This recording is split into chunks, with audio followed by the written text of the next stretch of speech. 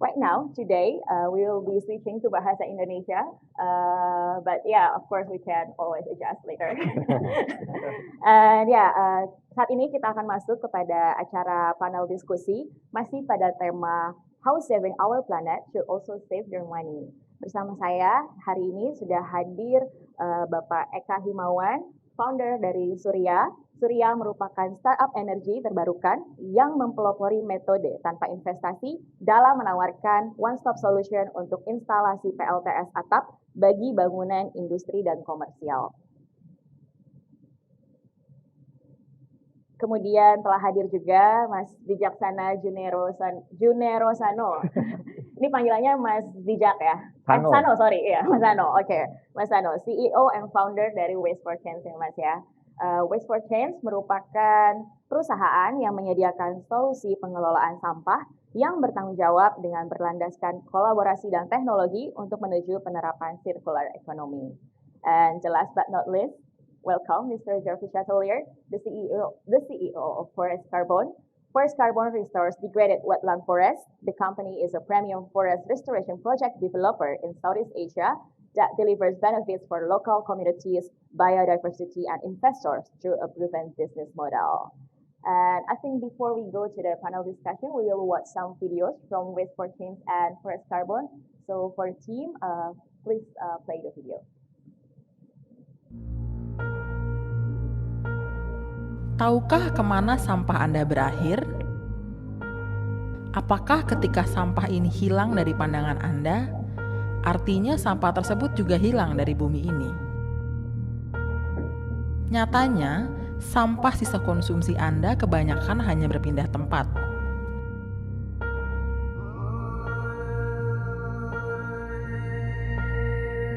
Menyebabkan permasalahan bagi orang lain dan lingkungan. Mulai dari polusi tanah akibat tertimbunnya material sampah, polusi udara melalui gas rumah kaca yang tercipta, hingga polusi air akibat cairan sampah yang tidak terkelola dan akhirnya menciptakan penyakit. Belum lagi dengan ketidakpedulian kita terhadap sampah. Kita menciptakan sebuah ekosistem yang tidak berpihak pada orang-orang yang bekerja di dalamnya. Pengangkut sampah yang mendorong gerobak berbau sampah, hingga pemulung yang hidup mencari nafkah di tengah gunungan sampah kita.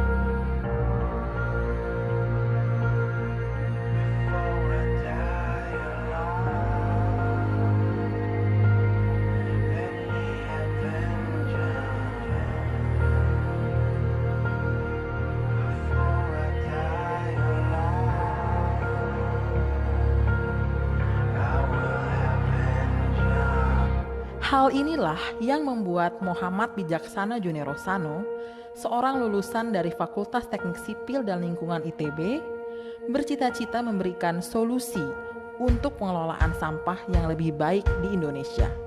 Dengan pengalaman entrepreneurship dan ilmu yang ia dapatkan di FTSL ITB, ia pun mendirikan Waste for Change di tahun 2014, sebuah perusahaan pengelolaan sampah yang memberikan solusi yang lebih bertanggung jawab.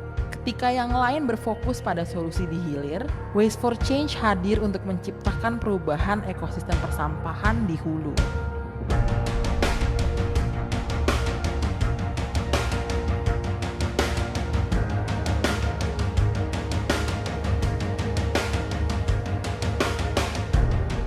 Hal ini demi mengurangi jumlah sampah di lingkungan, memperpanjang umur material, dan menciptakan lebih banyak pekerjaan di bidang persampahan yang lebih baik.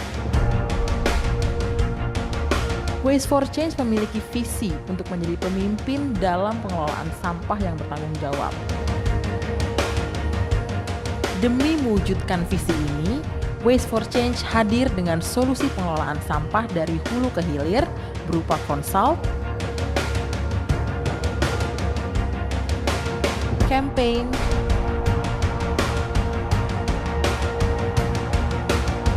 collect,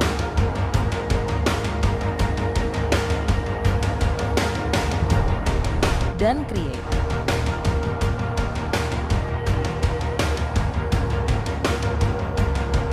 Dengan 4C ini, Waste for Change datang untuk memperkaya pengetahuan terkait isu sampah di Indonesia melalui riset,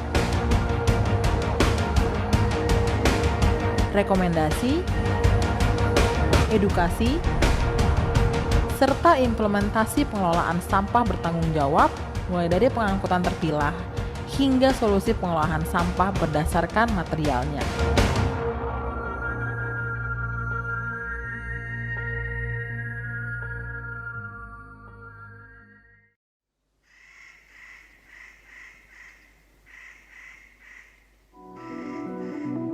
Forest Carbon manages a 23,000-hectare peatland restoration project in South Sumatra, Indonesia.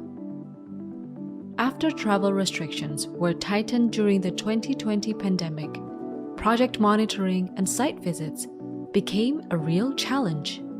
External auditors were unable to visit the area, making it difficult to verify project impact under the Verified Carbon Standard and Climate Community and Biodiversity Standard. As the world began to adapt to the global crisis, project partners Forest Carbon and Global Alam Lestari looked to technology to remotely monitor the Sumatra Merang peatland project.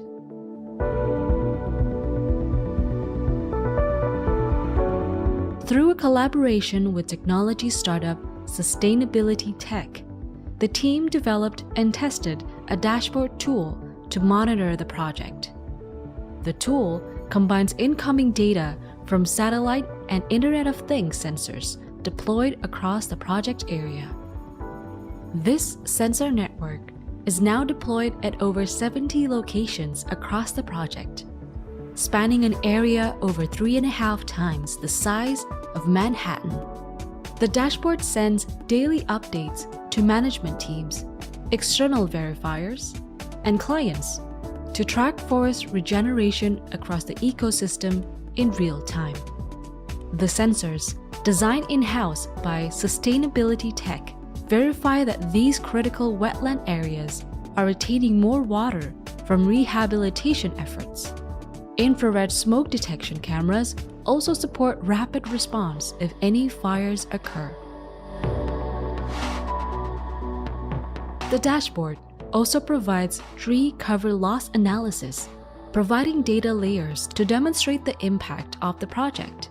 This layer shows us that before conservation activities began in 2016, the area suffered major deforestation from fire events and timber extraction. The dashboard also supports fire risk assessment by providing fire history data and hotspot notifications. Prior to the Sumatra Merang peatland project, there were consistent fires as seen in the snapshot from 2009 to 2015. Now, in the period from 2016 to the present, the dashboard shows that fire occurrence has reduced significantly within the borders of the project. Fires have also decreased in surrounding forest areas as the project supports community members with fire brigades, monitoring, and training. Canals were excavated to harvest timber before the project, draining the water from the peatland area. This drainage causes the peatland to dry out and releases greenhouse gases. We can see the canal network that drained the area in this layer, representing extensive degradation before the project. In 2018, the Sumatra Merang peatland project began a major dam construction effort to bring water back to these degraded wetland areas, constructing over 188 peatland compaction dams.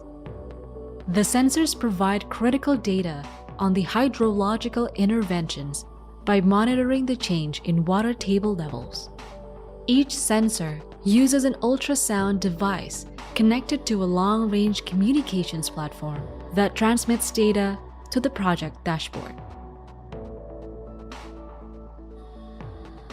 The results from project interventions can be seen from space, which show the forest is regenerating each year. Regeneration is important for the communities that rely on the project area and for the many species that inhabit the landscape. Staff can track biodiversity trends using camera traps in the forest areas across the site. Each day, these cameras capture the unique endangered species in the project, including the Sumatran tiger. Forest Carbon's collaboration with Sustainability Tech improves decision-making for project managers. This low-cost technology package also provides a robust data set for external verifiers.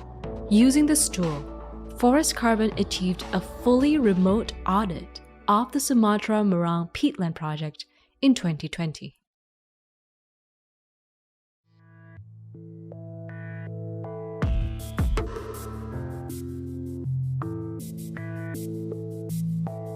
Taken to scale, this dashboard solution can be used by forest restoration and conservation projects around the world. By solving a remote monitoring challenge, Forest Carbon and Sustainability Tech have ultimately established a way to increase transparency and build trust in project outcomes.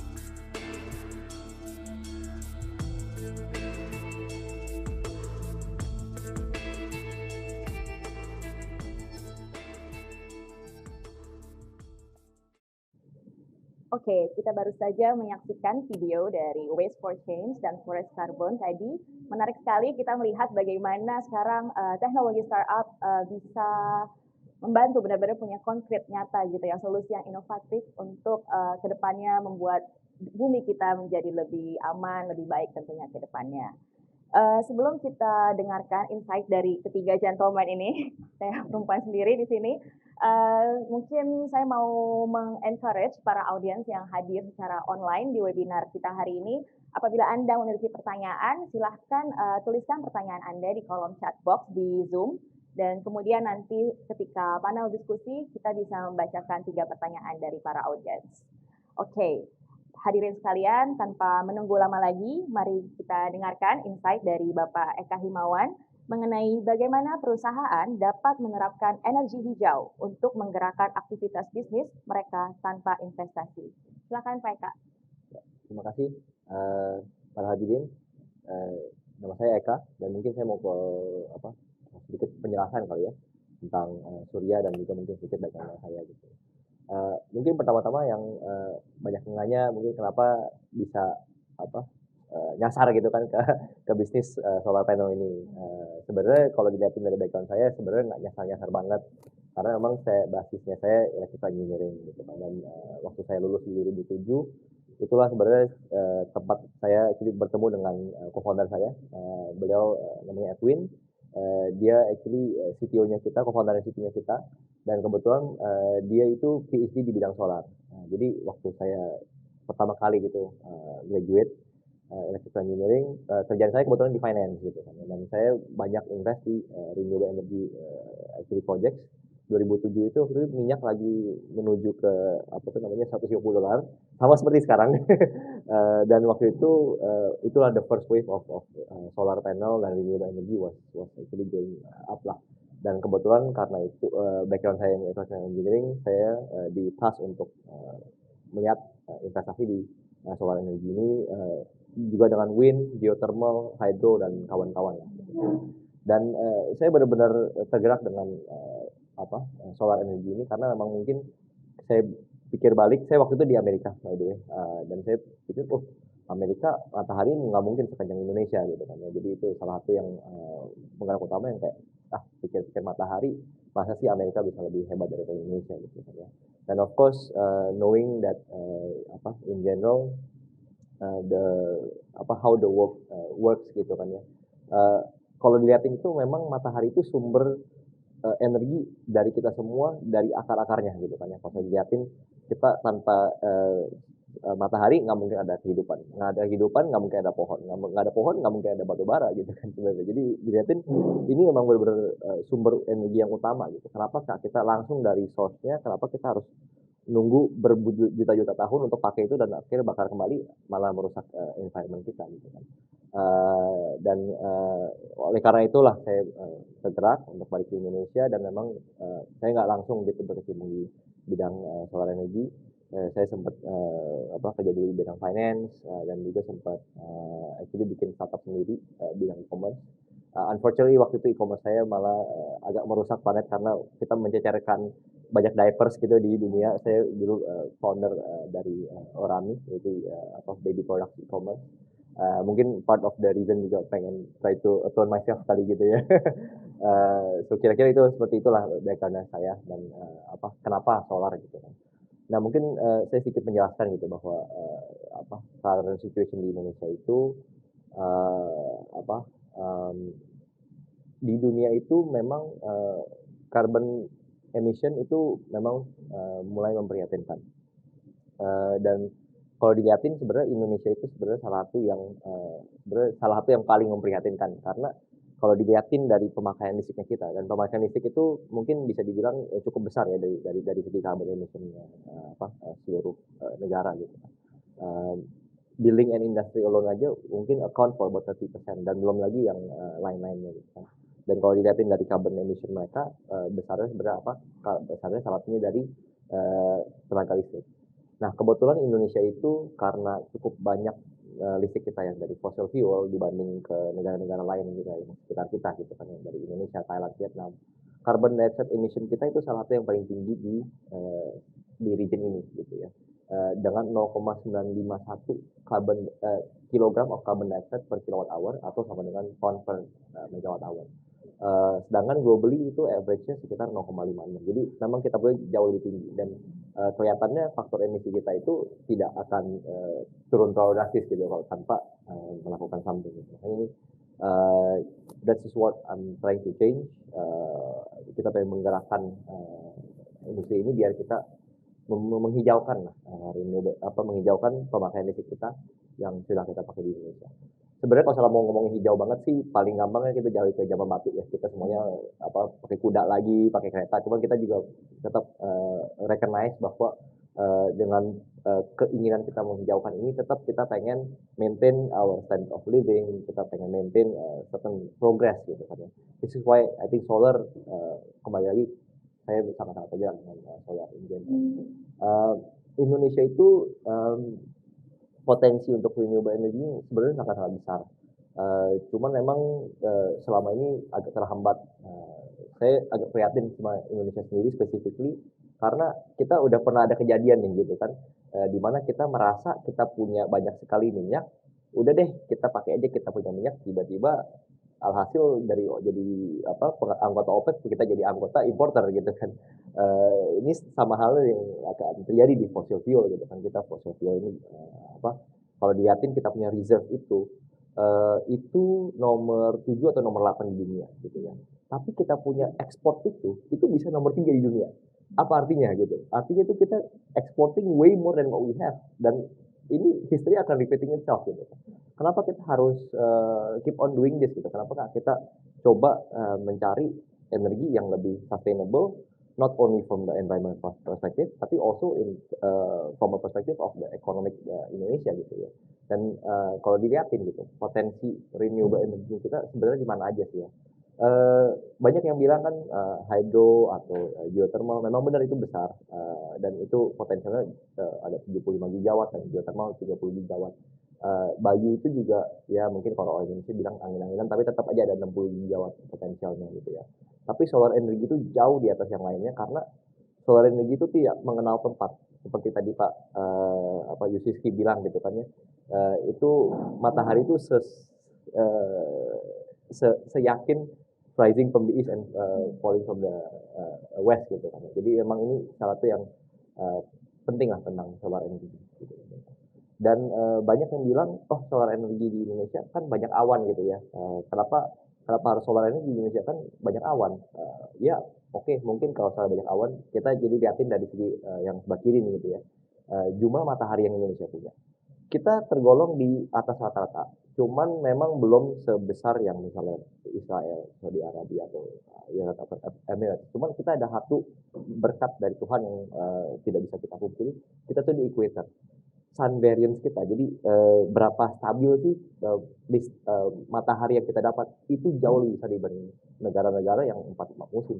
Bayangkan saja kalau misalnya mereka bergantung sama matahari, tiba-tiba winter nyampe matahari cuma 5 jam atau 6 jam. Kalau di Indonesia kan mau seharian penuh selalu setahun penuh selalu 12 jam gitu. Itu nggak pernah, paling ya antara hujan atau nggak hujan aja gitu ya. Jadi itu salah satu yang berkat yang harus kita gitu ya. Tapi kalau saya lihatin penetrasinya solar di Indonesia itu sangat-sangat memprihatinkan. Ini data di 2018. Data 2019-2020 mungkin sekitar 150 megawatt Indonesia punya. Dibandingkan dengan pemakaian listrik kita yang 60 gigawatt itu benar-benar nggak ada apa-apanya.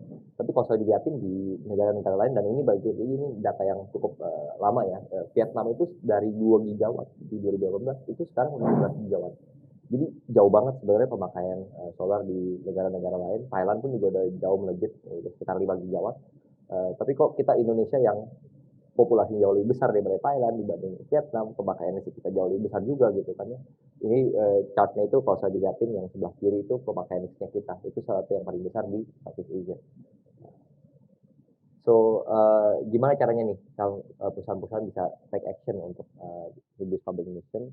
Pertama-tama kita juga mengerti bahwa perusahaan-perusahaan itu kalau misalnya investasi di solar itu kan investasi yang jangka panjang. Memang it's a good investment. Tapi itulah kenapa kita come up with our solution gitu. And this is what we've been working together with our investors, East Ventures dan Saratoga di sini. Ada juga Schneider Electric, Climb Capital, New Energy Nexus, dan juga ada Samsung di Thailand gitu ya. Kita work together with many investors untuk kita coba kasih solusi di mana investor-investor inilah yang keluarin biaya, dan customer-customer ini, pabrik-pabrik ini nggak usah keluar biaya, dapat saving. Itu yang produk utama kita. Jadi mungkin untuk di-highlight cepatnya gitu ya, Surya itu intinya kita end-to-end solution untuk menghadirkan solar dan mempercepat adopsi solar, karena memang kita melihat ini sebagai suatu petisi ya. The more perusahaan-perusahaan yang actually pakai renewable energy, the more this actually sends the message to the government bahwa I think it's time to use a cleaner source of energy gitu. Tapi again kita understand bahwa mungkin nggak semua perusahaan pengen mengeluarkan kocek untuk ini, makanya kita come with the solution of air panel investment. So kita di-establish di 2018, we focus on what we call the air panel investment. Kok kelihatannya bagus banget gitu kan ya, karena nggak usah invest apa-apa, tiba-tiba dapat saving. Ya memang benar, cuman of course simply speaking-nya solar panel investment itu sudah cukup murah, di mana untuk kita invest itu kita akan balik modal dalam let's say 7 sampai 8 tahun. Kalau misalnya kita bisa sewakan ini aset selama 25 tahun, I think it's a win-win solution. From our perspective, we are as a business, we have to make a return for the investment, for the investors.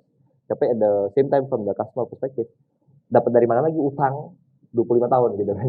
Di Indonesia KPR aja paling 15 tahun gitu kan. Nah, ini yang produk utamanya kita, kenapa kita, gimana caranya kita bisa stretch ini, istilahnya kita channeling this lower source of capital atau ya more I would say concessional source of capital lah terhadap bisnis-bisnis yang mungkin nature-nya lebih tradisional gitu. Jadi kalau dilihatin dari customer-customer kita seperti DHL, Cemco itu by the way, Honda, kemudian Softex, ada Platinum, Keramik, ada East West Seed, itu LPC Glodok gitu ya misalnya, atau Hotel Fabrika, ada juga ada bahasa Indonesia dan Traveloka Tokopedia, dan juga nggak lupa juga ada MJ Bosco gitu ya, portfolio company-nya Saratoga. Mereka semua itu tidak usah investasi, dan mereka semua itu kan bisnisnya tradisional gitu. Kalau mereka dapat hutang, pasti hutangnya tradisional. Makanya kita masuk sana untuk memberikan mereka. Sekarang kita udah ada 57 lokasi in operation, another 43 location in under construction, so total about 100, tersebar di seluruh penjuru Indonesia. Mungkin ini sedikit gambar-gambar gitu, bayangan solar panel tampangnya seperti apa sih gitu kan ya. Ini sebagian customer kita, not all karena nggak bisa muat.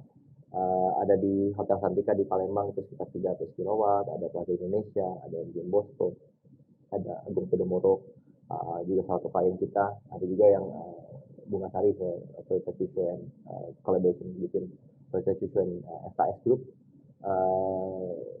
Habis itu ada yang Bina Niaga Multi Usaha, itu portfolio company dari Garuda Food, Cemco yang portfolio company dari Honda Group, juga sudah ikut serta dengan gerakan kita ini. Di Jawa Timur kebetulan memang listriknya sangat-sangat memadai gitu ya. Listrik di sana matahari di sana sangat-sangat terik, dan kebetulan memang itu juga lokasi kita yang yang terbesar di Indonesia. Platinum Keramik itu sekitar 5 sampai 6 megawatt. Itu single largest solar rooftop location in Indonesia. And that's one of our clients. Kimberly Clark juga ikutin gerakan ini, dan intinya kalau saya lihatin dari semua customer kita ini, kenapa mereka mau partisipasi dalam gerakan ini, karena mereka juga bisa dapat saving untuk berikut serta dengan gerakan ini. Dan of course at the end of the day they also get the selain saving, mereka juga bisa turut serta dengan mengurangi emission carbon dioxide. And of course they also in turn for example bukan cuma untuk diri sendiri, kadang-kadang untuk customer mereka juga gitu, kayak misalnya Pendados atau Epalawan Indonesia. Kebetulan mereka ini supplier dari Adidas. Gitu. Mereka sudah ikutan dengan Renewable Energy 100 movement. Mereka pengen komit bahwa mereka akan Renewable Energy 100% by X date. Gitu, kan, ya. Kira-kira seperti itu sih. Terima kasih. Okay. Thank you Pak Eka. Sangat menarik ya paparannya tadi, di mana kita lihat bahwa penggunaan panel surya di Indonesia itu potensinya masih sangat luas. Apalagi kita itu ya tadi diberkati dengan matahari yang konstan gitu sepanjang tahun.